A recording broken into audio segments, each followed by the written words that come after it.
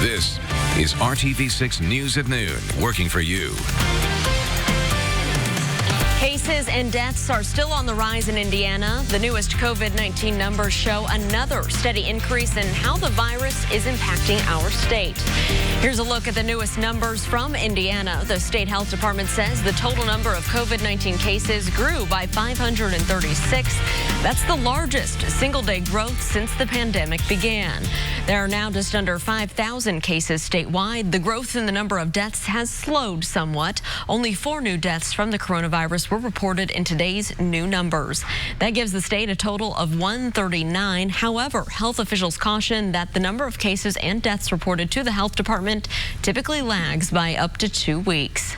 Marion County continues to lead our state in overall cases with just under 2,000. Also today, Madison County became the latest to pass 100 total cases within that county. Governor Holcomb has already extended the statewide stay-at-home order through at least April 19th.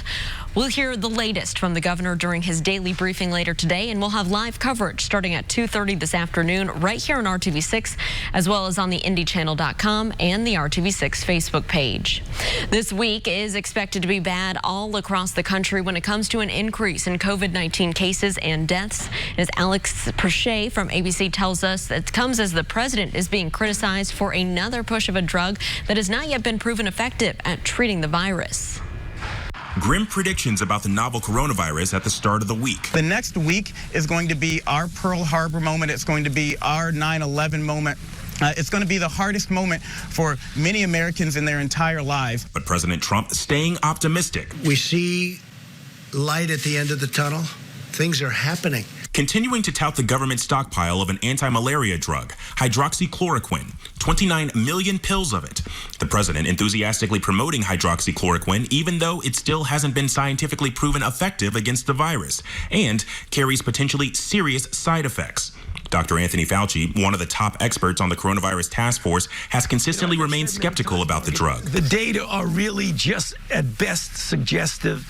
There have been cases that show there may be an effect. But Trump's economic advisor, Peter Navarro, who supports wider use of the malaria and lupus drug, was on Fox citing experts who disagree with Fauci. It's important to have controlled studies, randomized studies, and to go through the science and come to the end and determine what's going on. And as a social scientist myself, I totally agree with that. But there's also the point of view that we are in war. During a press conference Sunday night, the president was asked if he was, quote, playing doctor. I'm not acting as a doctor. I'm saying, do what you want, but there are some good signs. What really do we have to lose? President Trump also insisting more masks and ventilators are on the way, saying by Tuesday the federal government will have also deployed 3,000 military and public health professionals to the hardest hit parts of the country.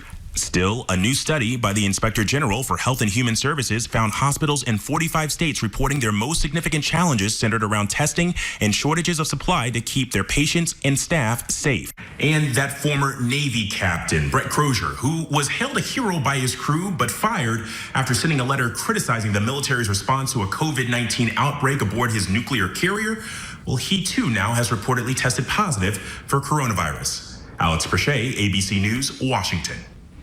And back here at home, we are monitoring your forecast today. This is a view downtown to the west, and we got to check in with Todd Clausen and see what we can expect for our Monday forecast and look ahead to the rest of the week. Hey, Todd. Yeah, you know, it's a good afternoon for us here across central Indiana. Anything you want to do outdoors, go ahead and do. As skies will be partly to mostly cloudy here, but look at the temperatures already by the noon hour, approaching 60 degrees in Indy at 58. It's 61 right now in Bloomington.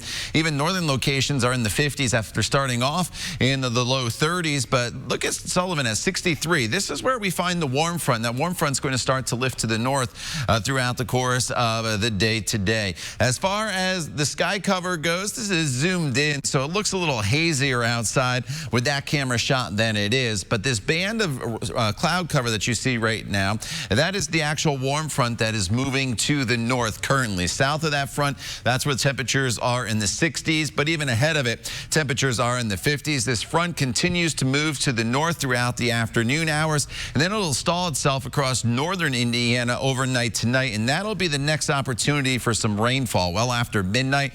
The daytime hours today completely dry, should get up to about 65 degrees here in the city, then holding pretty steady throughout the evening hours as the clouds start to increase. We'll talk about those storm chances overnight and a little better chance of severe storms heading our way for Wednesday morning coming up in Maine weather. Lauren. Todd, thank you. New this midday, the dramatic reduction in traffic due to the COVID-19 pandemic means that INDOT will be moving up a massive construction project that will impact your drive along Interstate 70.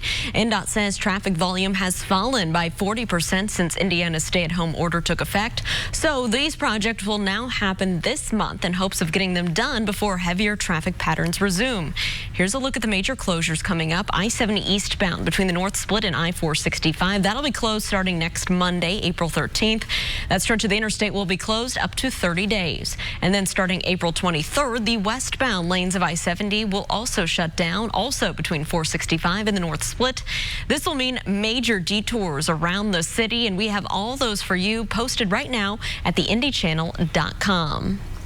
Indianapolis Public Schools is changing the way it's giving out meals to students while schools are closed. Starting today, the district will only be giving out meals on Mondays and Wednesdays.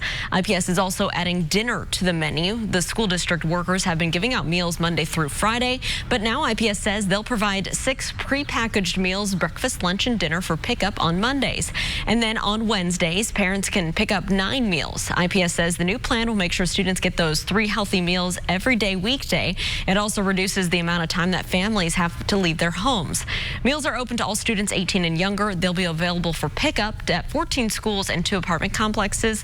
We have a list of those for you right now at theindychannel.com. Well, this midday, hundreds of Metro PCS and T-Mobile customers here in central Indiana are still without service. That outage was reported first this morning. Here's a look at the outage map from downdetector.com. You can see the red there. That's T-Mobile service is out in the metro area. T-Mobile customer service has not listed any reason for the outage and tells customers they are, quote, looking into the issue. It's only the 4th time she's ever done it outside of her annual Christmas speeches. Next, how the Queen went on television in an effort to bring calm to a country facing the COVID-19 crisis. And it will be very different Easter Sunday at churches all across the country. Coming up, how one pastor plans to share hope as his church members shelter in place. Todd. And Lauren, it's a nice mild day for us here across central Indiana as everybody will see their temperatures climb above normal for this afternoon. With the warmth, though, will come some increased storm chances in our forecast as we go forward the next few days. We'll talk all about them coming up when the News at Noon continues right here on RTV6. On Central on ABC. Well, many countries are in turmoil because of COVID-19, but that's especially true in the UK. Their prime minister is now in the hospital after testing positive for the virus. And the rapid spread led Queen Elizabeth to do something that she's rarely done in almost 70 years since she's been on the throne. ABC's James Longman has that story from London.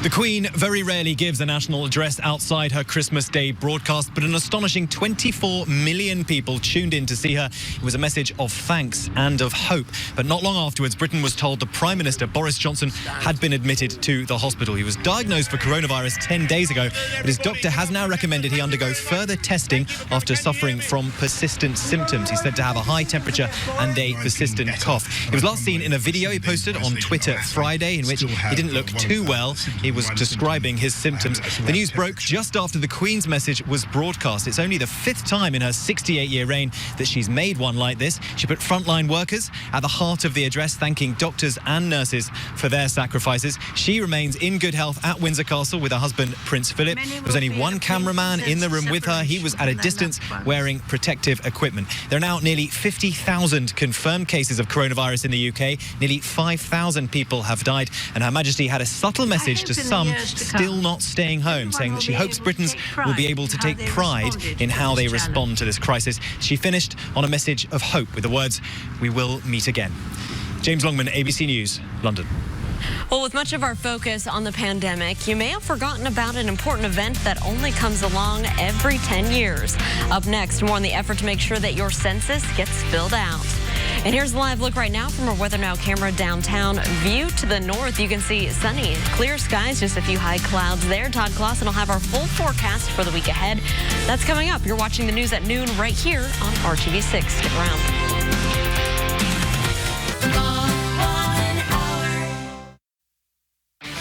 Back, it is the new year to be counted, but this coronavirus is making it really complicated. Our Kelsey Anderson joins us right now with what's being done to make sure that the census counts. A lot of things right now have been canceled or delayed, but one thing that hasn't is the 2020 census count. And Count Me Indy wants to make sure you don't forget to respond. Count Me Indy is a campaign working to make sure every Hoosier responds to the 2020 census. Their original plan was to host events at local libraries to encourage people without internet access to self-respond online. But now with social distancing, their plans have to change. Callie Kennington tells me they are going to turn to online advertising and putting information on self-responding in food packages. She says the Census Bureau has delayed some of their operations. They are extending the self-response period, which is what we're really concerned about. It was originally through July, and now people have until the end of August to complete their census. Kennington says they have also delayed follow-ups from census workers, but regardless of the pandemic, the numbers are still due on the president's desk by the end of the year. Your response is confidential for 72 years, and you can self-respond right now by visiting 2020census.gov. Working for you, Kelsey Anderson, RTV6. Kelsey, thank you. Well, one pastor says he has big plans for Easter Sunday, even though the church building won't be packed full of members this year. RTV6's Troy Washington is working for you to explain how he's determined to share a message of hope, even as people continue to shelter in place.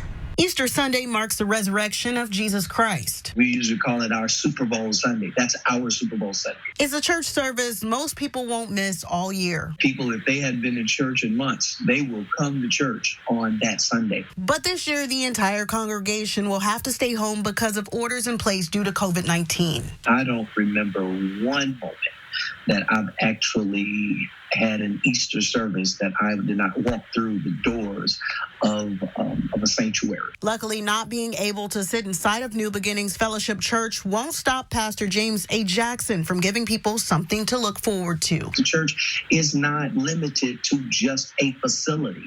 It's not limited to pews and carpet and walls. In fact, this pastor sees it as an opportunity. This Easter Sunday is going to be a lot different. Because this is so different for us, we have to be very intentional. He plans to make it unforgettable. We're trying to really put on a production for the people of God and for the folk during this season, because there's so much discouragement and so much despair that is around us. People are worried, full of anxiety. Pastor Jackson is making Easter Sunday a virtual experience. Church members may not be able to step through those doors on Sunday, but they can still tune in virtually to get a worthwhile message. So many people now are focused in online, that it has given us an opportunity to be able to reach so many more people. To share a message of hope when we all need it most. Working for you, Troy Washington, RTV6. Troy, thank you. In an effort to give back, Pastor Jackson's congregation contributed recently to the donation of 200,000 masks for local hospitals.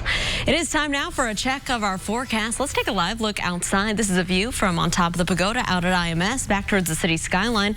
Todd, it might be a great day to step outside, take the dog for a walk, hang out in your backyard, just do something. All of the above. Get outside and enjoy it. It's going to be above normal today, and the sun will be shining, so you can't beat that, because there are some changes in our extended forecast. You saw the view of downtown Indianapolis. Here's the view in Bloomington at this hour. Just a few fair weather clouds out there. The warm front has already made it through the Bloomington area, where temperatures are climbing to the 60s right now. The 58 is the current temperature right now in Indianapolis with calm winds.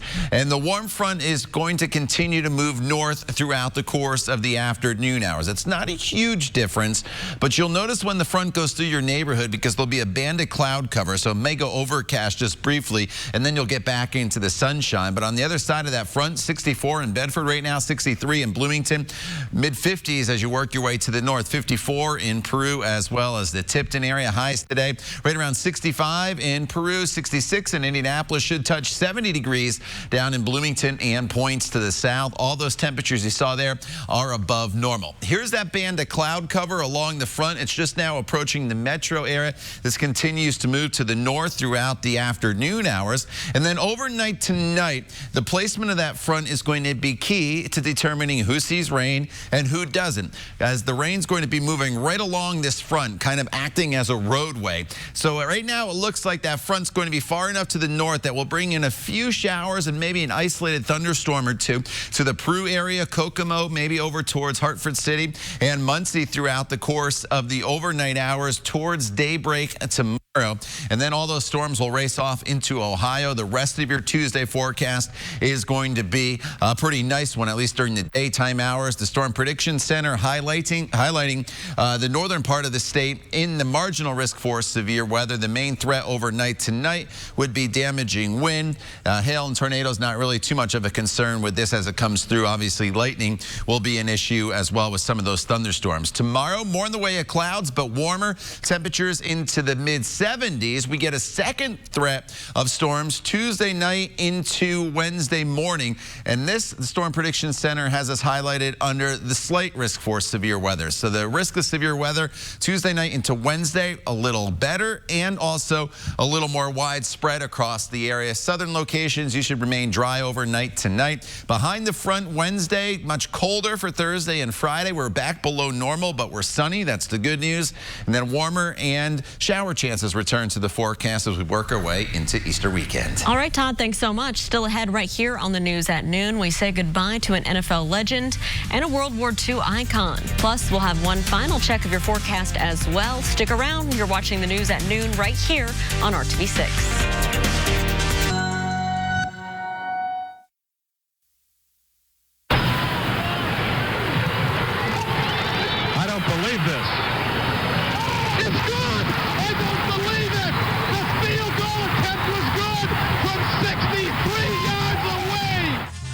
The journeyman kicker, playing for 6 teams in his NFL career, but for one day, Tom Dempsey was the best ever. Dempsey was already unique in that he played despite being with no toes on his right foot, as well as a deformed right hand. But on November 8th, 1970, Dempsey kicked a 63-yard field goal on the last play of the game to help the New Orleans Saints beat the Detroit Lions. That kick would remain the NFL record for 43 years. His family said Dempsey died over the weekend from complications related to COVID-19. He was 73 years old. Well, he was a World War II era legend in Europe that most Americans may have never heard of. In 1941, when he was 18 years old, Manoli Glazos joined the resistance to the Nazis that occupied his home country of Greece. In the middle of the night, Glazos and a friend snuck into the historic Acropolis, climbed a flagpole, and tore down the Nazi flag that was flying. The 2 young men cut the flag into pieces and buried it. It was a move that helped fuel the resistance to Hitler's regime throughout the war. Glazos went on to a career in politics, serving in the parliaments in both Greece and the European Union. He died last week at the age of 97.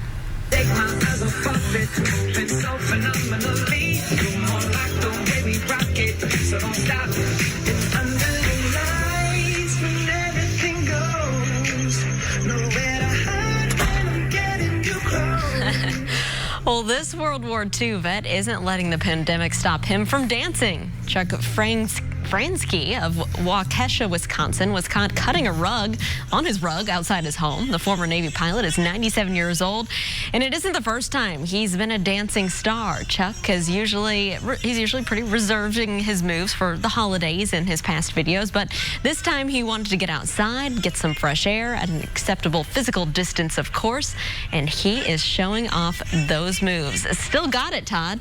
He still does. That is for sure. I love that. Looking Looking good there. All right, get out and enjoy the day. Partly cloudy, 66 degrees in the city. Tomorrow up to 74, more in the way of clouds. Could be some storms overnight tonight, and then a better chance of some strong to severe storms Tuesday night into Wednesday. All right, Todd, thanks so much. And thank you for joining us and making RTV6 your choice for news. We hope you come back tonight. Join us for the news at 5 o'clock. Get outside, enjoy yourselves, be safe, and have a great Monday afternoon. We'll see you back here soon.